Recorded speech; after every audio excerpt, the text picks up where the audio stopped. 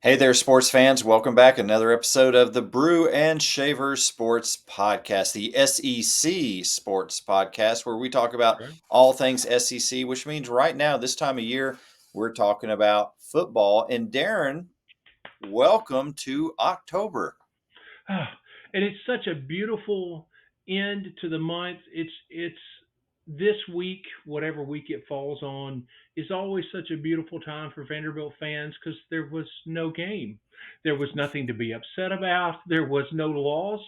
We just got to enjoy and didn't have to try to come up with excuses of why everything looked that bad. So going into October and it being on a bye week, it was a beautiful weekend. I have no complaints. When does uh when does basketball start, Darren? We are in a countdown of, let's see, what are we? We're within a month, aren't we? I'm just No, month asking and it. month and a half. I know you got something. You need something to look forward to. Yeah, well, I should say you have family in Kentucky. You followed Kentucky long enough. In the back of your head, you've got a countdown going too. Maybe not this year, but you. I did say while I was up there this week, Mark Pope. I think it was Mark Pope that shared. They do that their version of Midnight Madness, Midnight and Madness, I right? think it sold out in like 20 minutes or so. That doesn't Unbelievable, that surprise kind me at of all. passionate fan base. But yeah, it's right around the corner. But we're not there yet, so we've got some No, football to talk about. Let's get right into it, Darren, with our three takeaways from this past week. And what's your first? last year I was one of the people that jumped on board when Lane Kiffin had what we have described in the past as his typical struggles in a big game. Mm. And nicknames like Big Game Lane or Lane Within, or I heard another one, I think maybe even yesterday on a podcast, somebody called him Whiff 'em all Within. So he's going to, or Kiffin, so he's going to whiff all the big games. So I started thinking, okay, so is this the case, or is it one of those things of perception becomes reality? So let's look at Lane Kiffin uh, through his specifically his years at beginning in 2022 at Ole Miss, and it is an accurate um, statement that he has a losing record in games against top 25 opponents. He is 5-7. However, in that 5-7, seven or five of those seven losses are against Alabama or Georgia. So that makes me ask the question, and I didn't dig into it to look at all the SEC coaches over that time because we know the answer because of Alabama and Georgia's records. How many SEC football coaches would have a better record against top 25 opponents and a better record against in the conference if they didn't have to play Georgia and Alabama? And the answer to that, including Kirby Smart, is all of them. Because Kirby Smart, we saw again this weekend, even with the change of coaches, would have an even more incomprehensible, amazingly record against the SEC if he didn't have to play Alabama. And all of the SEC coaches would be talking about how much better their years had gone if they could skip Georgia and Alabama on a regular basis. So again, you remove those two teams. Lane Kiffin is 5-2 against top 25 opponents. And another thing to look at is okay, one of the other negatives against him that's kind of been broad stroke painted against him is when he goes into a game as the favorite. They're undefeated. They only have one loss, whatever it is, and they're favored. They tend to lose those games. And that actually is a little bit better of an argument. But I would still say if you go through and look at every single game where he's either undefeated as a head coach or at Ole Miss or has only one loss going into the game, he actually still is winning almost 70% of those games. So is that Kirby Smart? Is that I've said too many names and I've started to go blank. You know how that happens. Alabama head coach, field is named after him. Help me out. Saban. Thank you. See, I said too many names and got them right. The odds were against me. I was going to go way off the rails at some point. So it was I, Nick Saban. I felt like I was on Jeopardy for a second. Who is? Who is? So, yes, those aren't Saban numbers. Those aren't Kirby Smart numbers. But 70% of your games where you go in and you're undefeated or have one loss is not a horrible percentage. So I think a lot of what maybe is going on, and unfortunately this week doesn't help it because he lost to Kentucky, which maybe that also tells us a lot more about Kentucky and how good they are.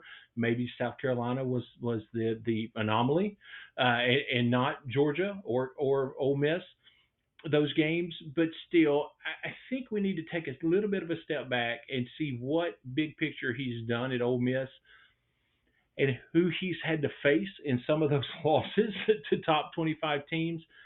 And so maybe he's not in rarefied air like a Kirby Smart or a Saban, but he's also not. And I'll say this because it won't come across as me being ugly. He's also not hanging out with Derek Mason and Clark Lee. Okay, so let's maybe take a little bit of a step back from the big game lane again. Better get your popcorn. He hasn't always helped. The perception with that mouth that he likes to run sometimes, but maybe we need to just take a little bit of a step back from that and say he's building something. It's not great when it comes to big games, but it's also not as bad as the perception is. So just wanted to throw that out as something for people to chew on during the week. How's that? Fascinating analytics, Darren, that you use to support your argument there. It makes a lot of sense. There's Yeah, when you a lot of football left to be played, so we'll see how Lane Kiffin and the Ole Miss Rebels rebound from a very disappointing loss. very disappointed loss. Absolutely. What's your second take? Well, my first Our takeaway first. is Sorry. you're trying to take away from me, man. Yeah. I worked hard on these takeaways. And I'm skipping right ahead. Defense is my first takeaway. Defense wins championships. We all know that old adage. It's true. We love offenses. We typically love those high scoring games. But at the end of the day, you've got to have a solid defense. We saw two clear examples. There were others, but two clear ones I want to point out to you. The first one was in the Auburn-Oklahoma game. Now, we could talk about Auburn for a while. I don't know what's going on with them. Uh, Oklahoma had what they were missing 5 wide receivers. They're shuffling guys around. You had them at home. It was a golden opportunity for Auburn to get on the right track to get a good home victory. That's another subject, though. The game I think really turned when Kip Lewis from Oklahoma returned an interception for a touchdown. An incredible moment, that pick six, and that seemed to really change the momentum of the game. Oklahoma was struggling somewhat with Auburn, freshman quarterback, a lot of players injured, not able to play. That really, I think, made the difference in the game. Oklahoma was down 11 points in the fourth quarter. They went on to score 17 points to leave Auburn with the victory. The second defensive example came in a very high scoring game, and that was the thriller between Alabama and Georgia. The second week in a row, we've had a primetime Saturday night football game that did not disappoint. The energy in the SEC is just amazing. Now, it didn't look that way at the beginning. I think Alabama was up 30-7 on Georgia at halftime. And like me, of course, I was watching the LSU South Alabama game. And if your team was playing, you were probably watching them or checking out other games. And periodically, I love the YouTube, how you can split the screen into 4. Oh yeah, So love I that. had it split. So I had Georgia and Alabama. They were down in my left-hand corner of the screen. And I'm looking over every once in a while, And then I start to see, oh, Georgia scored. Georgia scored again. And LSU game ended, I switched over to watch the end of this game. Incredible game. And we could talk about Ryan Williams' amazing touchdown catch, which everybody is talking about right now. Phenomenal Hmm. 17-year-old kid that's just playing out of his mind right now. We could emphasize so many things, but for me, it all came down at the very end to defense. Georgia was driving 41-34. They had a chance to score. kick the extra point to tie it and send it to overtime, or Kirby may have gone for two. We'll never know because we didn't get to that point. Hmm. Carson Beck throws for the end zone, and Zabian Brown from Alabama intercepts it, ends the game. That to me was a microcosm of the SEC. As Yep. much as the offense we love and the points, it was an interception that ended the game and sealed the win for Alabama. So defense still reigns supreme in the SEC. Absolutely. That's a great take and a great point because like you said, the old adage is defense wins championships, and I think the SEC bears that out, and I think you make some great points this week demonstrating that. How about your second takeaway?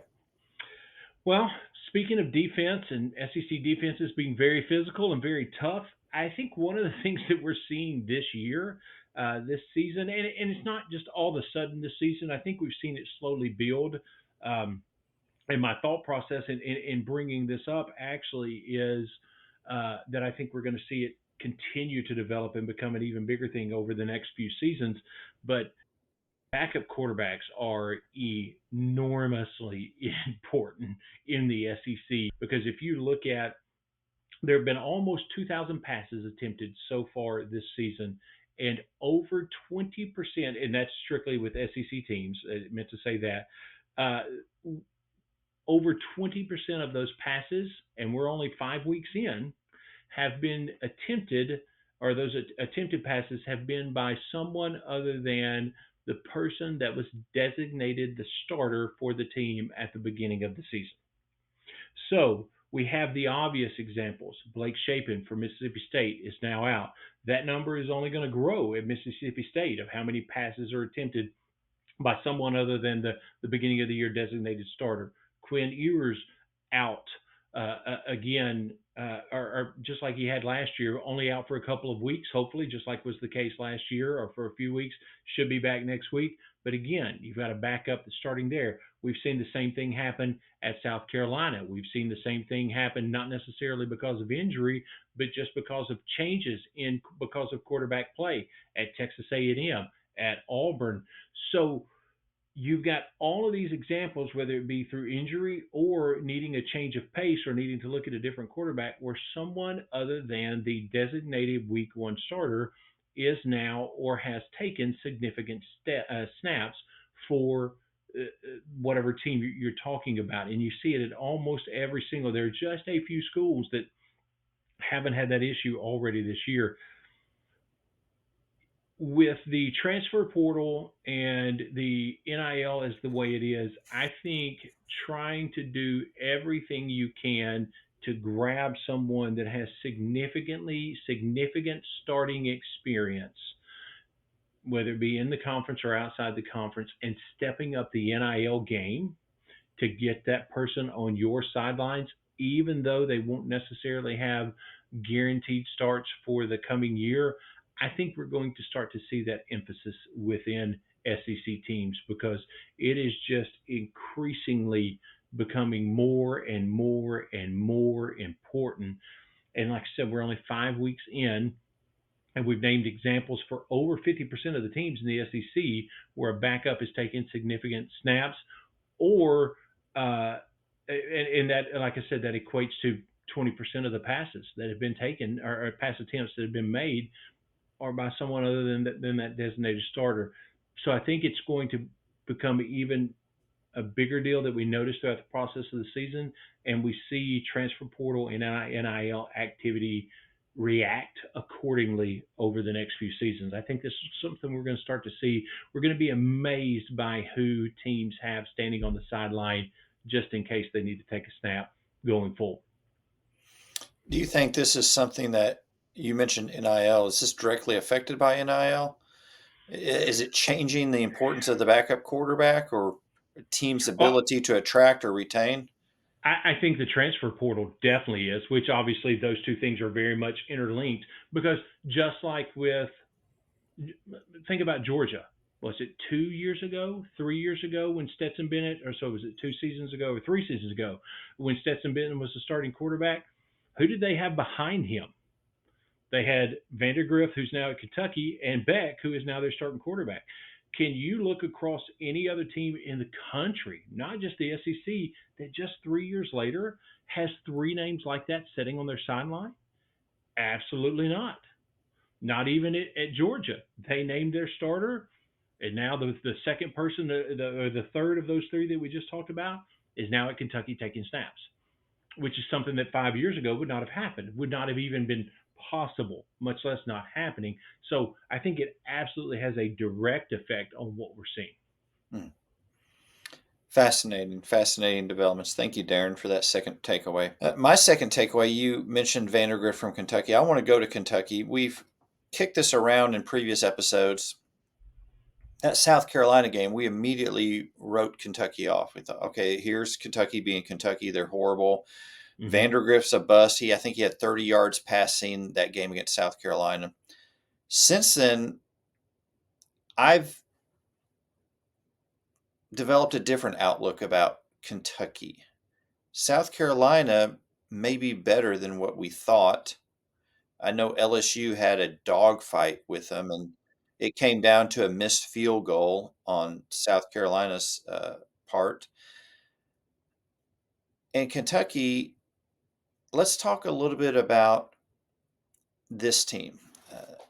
It's hard to really get behind Kentucky because they disappoint. In the past, they've disappointed. Expectations get raised and they disappoint. They played Georgia to a 1 point game. They lost, but a 1 point game. Defense played outstanding against Georgia. Now, we saw against Alabama, Georgia can put up a lot of points. I mean, they put up 34 points against Alabama. They didn't do that against Kentucky. They put up 12. That's significant. Vandergrift's development, and you look at some of these games, 30 yards passing against South Carolina, 114 passing yards against Georgia. Then this past weekend, Saturday, they play Ole Miss, sixth ranked Ole Miss, at home at Vaught Hemingway Stadium. I believe it was Ole Miss's homecoming, and Mm-hmm. they go in and win for the first time since 1978. And Vandergrift passes for 243 yards. Is he finding his groove? There's a lot of games left to play. Is Kentucky going to draw us in only to disappoint us later? That's a possibility. But Mark Stoops showed some different tendencies in that Ole Miss game, going forward on 4th and 7, which we'll hear about a little later. That's not typically what Stoops and Mm-hmm. Kentucky do. This Kentucky team may be finding its groove, and Vandergrift may be getting into that rhythm that made him such a highly rated prospect out of high school. So I am cautiously optimistic about this Kentucky football team. I'm not ready to get completely behind them, but I'm not ready to dismiss them either. I think those are great, great points. That you know, and I think one of the things that supports everything you're saying is if this ends up being the case and this Kentucky team really kind of blows us all away, it seems to be kind of their DNA. To even when you think they're knocked down, they kind of have that Stoops defensive grit and dirt to them, and all of a sudden it's like, okay, they're now whipping people. What happened? Yeah, yeah. So I think, and we've seen that in their history. So I think it's a great possibility and a great point. How about your third takeaway, Darren? And I didn't ask you about your second takeaway because I figured I would mess it up. So I just let you start talking. That way we didn't have to It's all spend good. 30 All good. 30 seconds with me saying, oh, my bad. That's all good. So my third takeaway is not necessarily directly related to SEC play this weekend because it actually came to light more in the Virginia Tech Miami game that I watched on replay because I did not watch it Friday night. Just want to make that very clear. I'm Uh, proud of you. but I'm very interested, obviously, in everything Virginia Tech does this year because I need them to be 9-3, 10-2 to make me feel better about what Vanderbilt did, at least in that week. So that being said, obviously, instant replay was a big, big deal, and I'm going to make a point about instant replay, and I'm going to put myself on a timer as I make that point. The timer is starting now, and I think there needs to be a limit on how long they spend reviewing a play. If you cannot look at a play that happened, whether it be a catch, whether it be a fumble, interception, whatever it is, if you cannot look at that play and in 2 minutes' time make an obvious statement that the head official that's watching it, the person in the booth, if there's someone sitting in SEC offices in Birmingham, whatever the sport, whatever the scenario, that everyone who has eyes on it can't look at it and say, oh, we missed that one. That was obviously a catch. He was obviously out of bounds. That was obviously a fumble. That obviously was not a fumble. Whatever the case is, if you can't look at it in 2 minutes and make that unanimous, obvious call, then what you're looking at is not irrefutable evidence and everyone should move on. Call has been made. Let's move on. I do not believe that you say that replay is there in order for them to get it right. Agree completely with that statement. However, I do not believe where 14 minutes is taken to decide what is a football move and what the college rule book defines as a football move. And did his right foot move this way? And did he have control of the ball when he rolled over out of bounds the seventh time? Because that shows he truly had on all of that. No, that is not instant replay. That should never be part of the game. If in 2 minutes everyone watching can't say, yes, we missed it, reverse the call, it is not irrefutable evidence, and everyone should move on. It should not take 10 minutes. That is what college replay should be. That is 2 minutes. If I can make that point as much as I blah, blah, blah, blah, blah, in 2 minutes, a recall decision or a review decision can be made in 2 minutes. That's my third takeaway.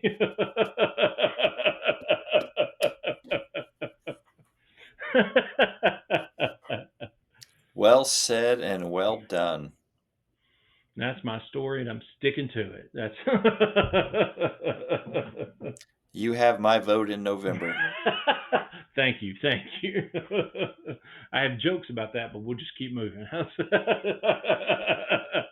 What's your third takeaway, Ben? Watch out for Texas A&M. The Aggies are alive and well after that first game disappointment against Notre Dame at home. Mm, They've rebounded quite nicely, 4-1. I believe they're 2-0 in the SEC. They're also first place right now, I believe, in the SEC. yep. Again, there's a lot of football left to be played, and there's a lot for the Aggies to prove in upcoming weeks. However, they seem to have found their quarterback. We thought it was going to be Connor Wegman. We thought that's who the guy was this year. But now you have this freshman out of Nashville, Tennessee, home of Vanderbilt, Marcel Reed, who is playing quite well. He's not putting up the statistics that the elite quarterbacks in the SEC are putting up, but he presents that dual threat. They are winning with him. Now they've got some big games. He'll prove himself, and Wegman might end up back in there. You never know. You don't know what's going to happen. Injuries, bad play, whatever. But I like what Mike Elko is doing in his first year at A&M. There's a lot of reason to be excited if you are an Aggies fan, and I believe they're going to continue trending upward. That's you make some great points, and that's going to be really interesting to watch. Obviously, Aggie fans love every word you just said, and I think there's some real validity to it. It's that's going to be really interesting to watch develop throughout the rest of the season as we get deeper into conference play. I'm way too competitive, Darren. You said 2 minutes. I had to make my third takeaway less than 2 minutes. I was going 90 seconds, and there's nothing. I appreciate that. I don't think that's a bad thing. It's time to move into 4 down territory. We're going to mix up the order this week. We've talked about takeaways from the past weekend, so we want to initially focus on the last weekend before we move to picks for the upcoming weekend. So we're going to start off today with our brown bag pick, which is focused on games last weekend, and our post-game quote. Darren, when you look at the past weekend slate of games, who gets your brown bag this week? I think for me, there is only one. Well, there were several brown bag minutes, but the most glaring, holy moly, brown bag minute or moment for this weekend was the Ole Miss game when Jackson Dart turns around, looks at the running back, and goes, "Oh, here, let me do it with this hand. You got to get down. You got to lay down." Because obviously he had gotten communication in his headset that said fake an injury, and he laid down and then had to be helped off the field. Brown bag moment. It's just not okay. I know some people might look at it and say, "What's the big deal?" But just for the game and how even for the flow of the game, even if you just look at it from that level, it's it's just not okay. That's that's my brown bag pick.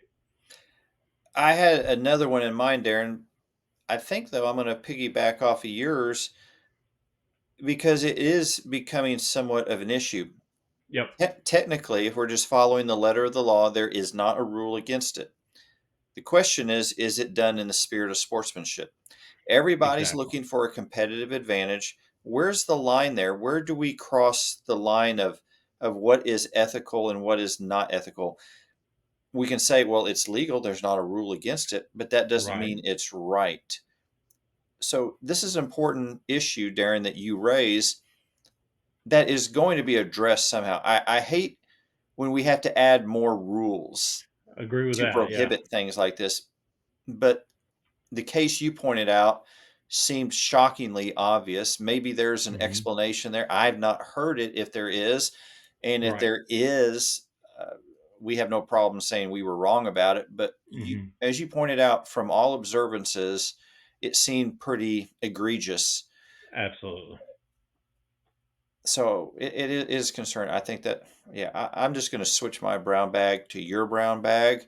So we're going to do the the two meal brown bag at Sonic, and we're going to give it to uh, mysterious sudden injuries.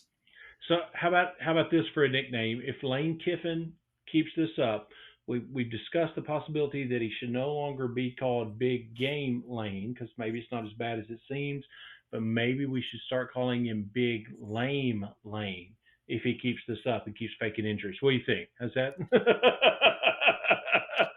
You're just piling on now, Darren. That's becoming. I need to work on that. That's becoming a thing. I've had like a pile on team almost every week. I need to. Thank you for making me aware of that. I need to work on Usually you preface it by saying, "Now I'm not that. picking on so and so." Which You didn't means even I am. you didn't even give you didn't give Kiffin that courtesy this I time. did not. I need to work on that. Let's move on to our post game quote of the week, which I think is the same individual you were just referring to. Not that I'm picking on Lane Kiffin, but I think it's pretty obvious in the process of this short clip, actually, it's several clips all put together.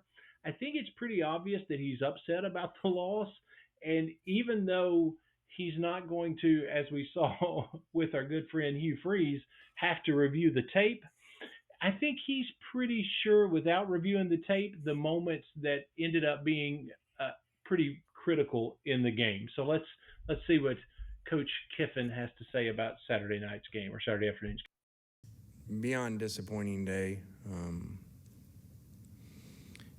We start fast, then we play really sloppy and really bad in the second quarter, and we got the ball up 4 with the ball, and we go 3 and out and punt it back and stop them in 3, and or get to the 4th down, 4th and 7, and throw a go route. So I got to credit Stoops. That's not anything he's probably ever done in his life, and he's got out of his character, and 3.5 minutes left. So I commend him for doing that. And I'm sure your little ESPN percentages probably has 98% winning at that point. So good throw, good play by them, but very, very discouraging, disappointing, especially with 11 a.m. kicks. So it's 3 o'clock. So you got all day to sit around, And then on the other side, we go 1 of 10 on third downs for the day. Yeah, we ran pressure and it's man, and they made a great throw. It's very unusual, the whole situation, if you study people and analytics and how people coach. So I told him after the game, great job, man. So he went out of character and threw a go ball. Guy made a great throw, great catch, and so I commend them. Had the ball in our hands, up by 4, right? And 3 and out. And all kinds of things could happen there. What are the analytics of a go route on 4th and 7? I've been saying the same thing about third downs and penalties. So things happen, and people throw a go route on 4th and 7 and catch it, But still, 1 of 10 on third down. You're not going to win a lot of games with that offense. When you go 1 of 10 on third down, I love this, the updated scores, the tally at the bottom there. Like I said, you could tell he wasn't happy, and he was pretty confident he knew what the issues were. 1 out of 10 on third down and a 4th and 7 go route. 4th and 7 go route. What are the analytics of that? Yeah, no doubt he's not happy about that game. No. But he handled himself pretty good at that press conference. Yeah, that's exactly right. He did well. He didn't, we've said this before in post-game quotes, and we'll say it again. In spite of what other feelings you might have about some other things that have went on, even in this game, he didn't throw anybody else under the bus. He didn't stand there and talk about how this many players did this many things wrongs, and so he handled it well.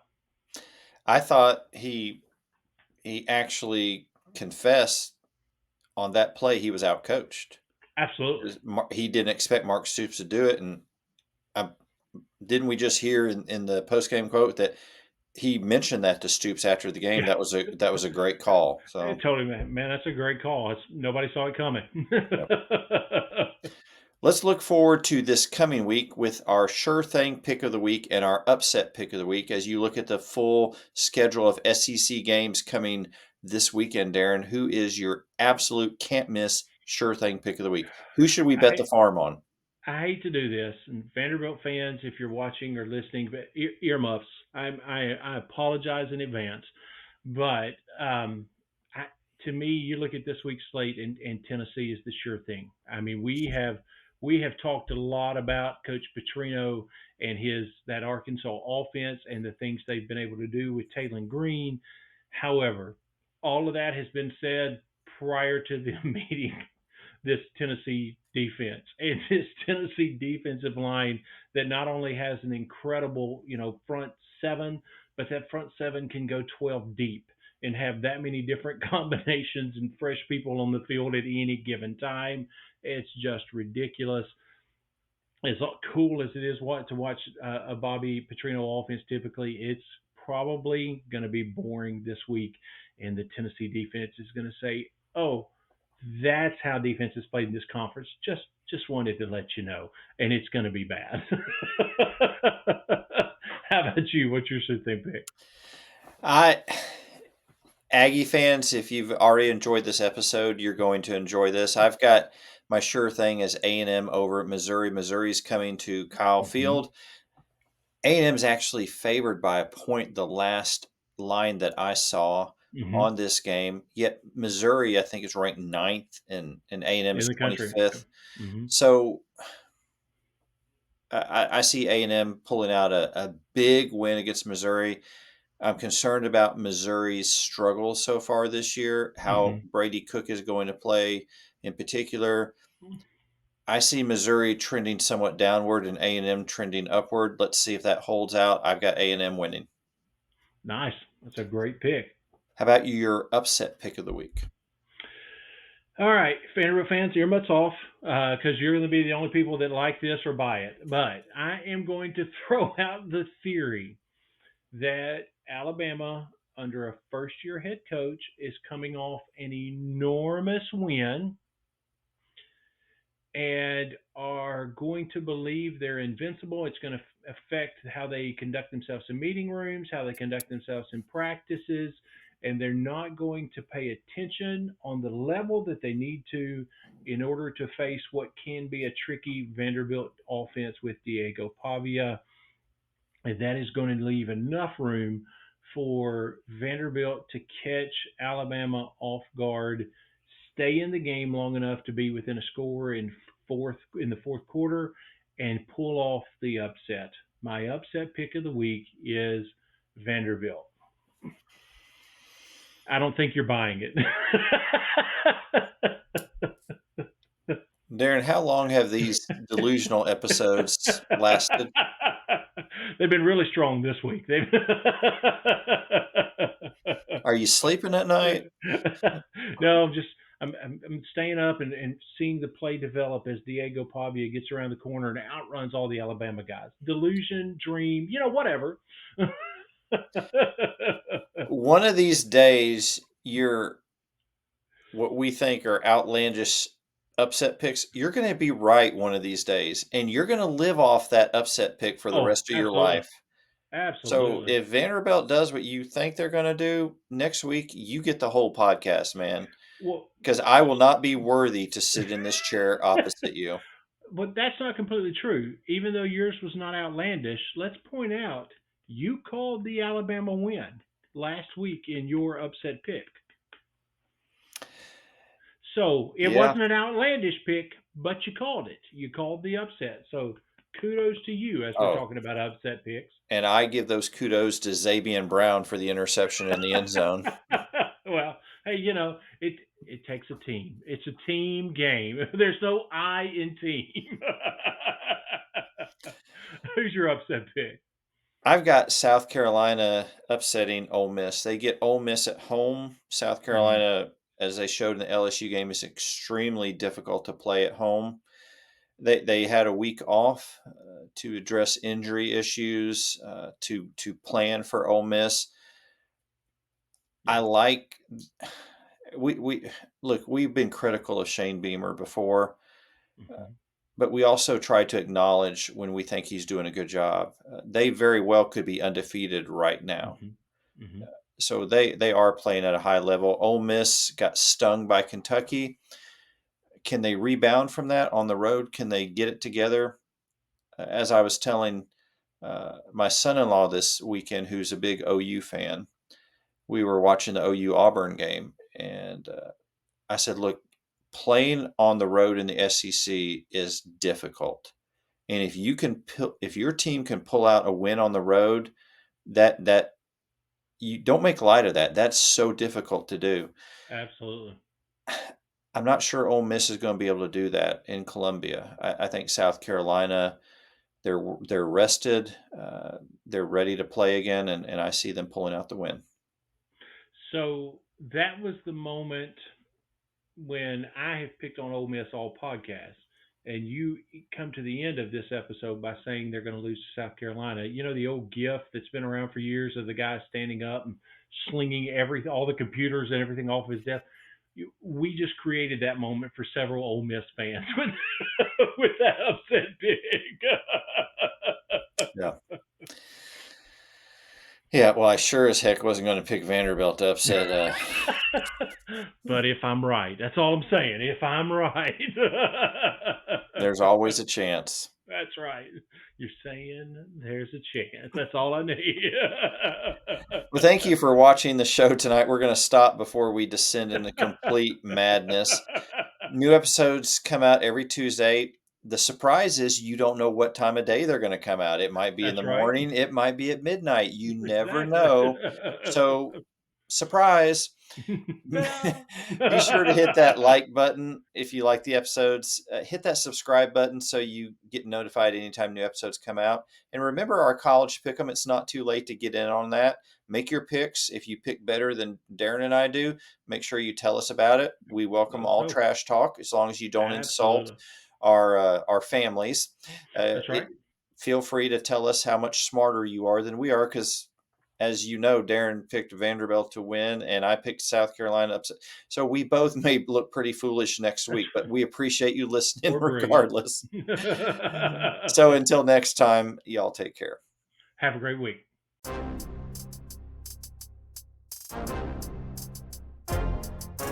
Thank you for making the Brew and Shaver Sports Podcast your go-to sports show. Be sure to subscribe, rate, and review our show if you haven't already. Your feedback is important. Let us know what you think about this week's show. Send an email to brewandchavers@gmail.com or text to our text line, 318-390-3599. We look forward to hearing from you. Thank you again for listening to the Brew and Shaver Sports Podcast. See you next week.